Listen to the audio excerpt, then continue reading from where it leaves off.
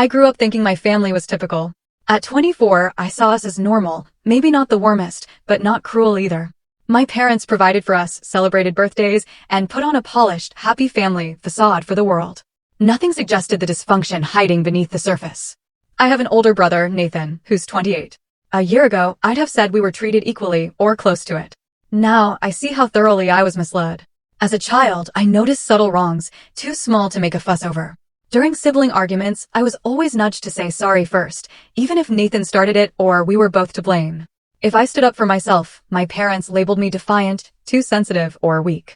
When Nathan got into trouble at school, they'd leap to his defense, blaming teachers or saying he was just stressed. My mistakes, though, brought lectures about accountability. If Nathan forgot something, they'd rush to fix it. If I did, they'd sigh, urging me to be more responsible. These patterns threaded through my childhood, quiet but persistent. Nathan was a soccer prodigy, and my parents were consumed by his matches. Every weekend, they were there, cheering, arguing with coaches, fully invested. I was in the school band, but they never showed up to a single performance. When I asked why, they'd give excuses, too busy, too exhausted, yet they always had energy for Nathan's games. Eventually, I stopped asking. It wasn't worth the pain. Nathan treated me like an annoyance, not a sister. If I got a moment of attention, he'd scoff or sling a cutting remark. When I won a band award, he smirked, "Nobody cares about that." If I outdid him on a test, he'd break my pencils or mutter I'd cheated. He resented my existence, like I was stealing his shine. My parents never stepped in. They let it go, as if it were just how things worked. At family gatherings, they raved about Nathan's talent, his brilliance, his boundless future. When they spoke of me, it was always tied to him, how I was such a loyal sister, always there for him. My identity, to them, was being his support.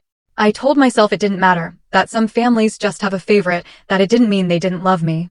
I thought I was overreacting. I wish I'd trusted my gut. Everything changed a year ago when Nathan was diagnosed with a kidney condition. My parents were devastated, and I was shaken too.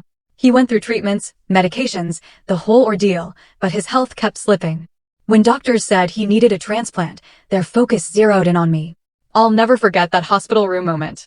The doctor mentioned a donor, and my mom turned to me, eyes bright, saying, "Imagine if you're a match." She spoke as if it were already settled, like I was destined to save the day.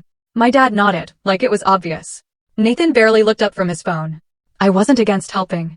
I didn't want my brother to die. But their instant assumption that this was my role unsettled me. They didn't ask how I felt or if I was okay with it. They just expected it. I agreed to the compatibility test to avoid a fight, secretly hoping I wouldn't. In the upcoming short video, catch the complete story with the channel link provided below.